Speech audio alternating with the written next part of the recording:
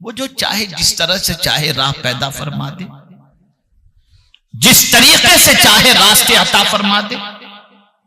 अब आइए मैं थोड़ा सा और आगे समझाता हुआ चलूं। अगर कोई शख्स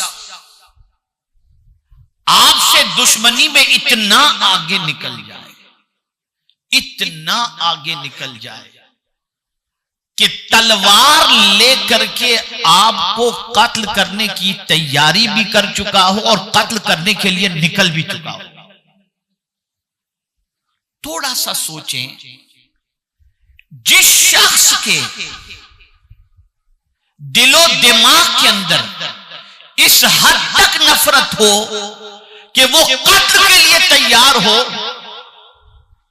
तो आप मुझे बताएं क्या उससे आदमी भले की उम्मीद रख सकता है? आप जवाब दीजिए मुझे, मैं समझूं आपकी बात। भले की उम्मीद रख सकता है? आपका कोई अल्लाह न करे ऐसा दुश्मन हो जो तलवार लेकर के घूम रहा हो कि मिले तो मैं गर्दन उड़ा दूं, क्या आप ये तसव्वुर कर सकते हैं कि वो आपका दोस्त बनेगा? नहीं कर सकते। लेकिन हुजूर हमें दर्स दे रहे हैं। क्या दर्स दे रहे हैं? सैयदना फारूक आजम अभी इस्लाम कबूल नहीं किए और तलवार नियाम से बाहर निकालकर हुजूर सल्लल्लाहु अलैहि वसल्लम के कत्ल के इरादे से निकलते हैं, तो हुजूर क्या दुआ करते हैं? उम्मीद देखी, खुदा की कसम, हुजूर दुआ करते हैं, अल्लाह उमर के जरिए इस्लाम को इज्जत अता फरमा। वो उमर जो कत्ल के दर पे है, वो उमर जो इस्लाम मिटाने के लिए आमादा है, उस उमर के लिए हुजूर क्या दुआ कर रहे हैं?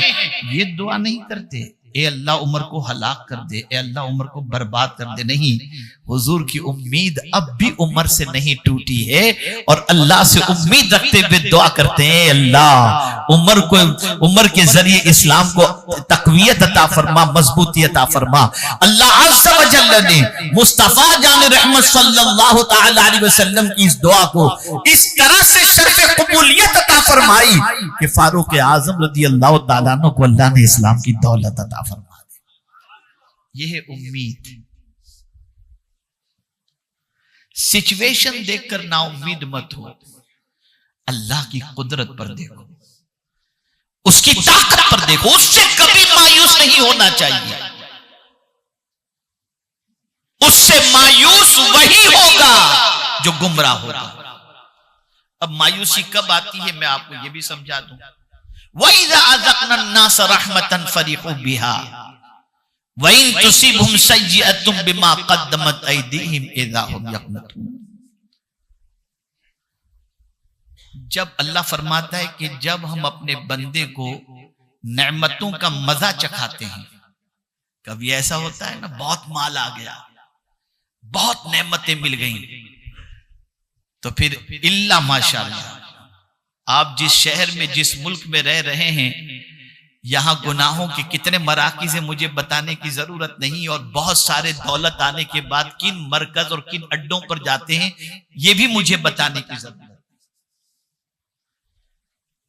और बहुत सारे इस कंट्री में आते क्यों हैं?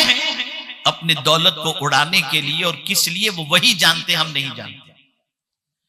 तो कुरान कहता है वइज़ा अज़क़ना अन्नास रहमतन फरीक़ू बिहा, जब उनको अपनी रहमत का हम मजा चखाते हैं तो वो खुश होते हैं, और खुशी के अंदर क्या होता है, अल्लाह को भूल जाते हैं, खुशी में गुनाह कर बैठते हैं, अल्लाह की नाफरमानी कर बैठते हैं। वइन तुसिबहुम सय्यअतुम बिमा क़द्दमत अयदीहिम, और अपने हाथों से जब वो गुनाह कर बैठते हैं और उसकी वजह से जब उनको मुसीबत आती है, मुसीबत यूं नहीं आती, इसे भी ज़हन में रखिएगा। एक मुसीबत तो कुदरत की तरफ से आती है,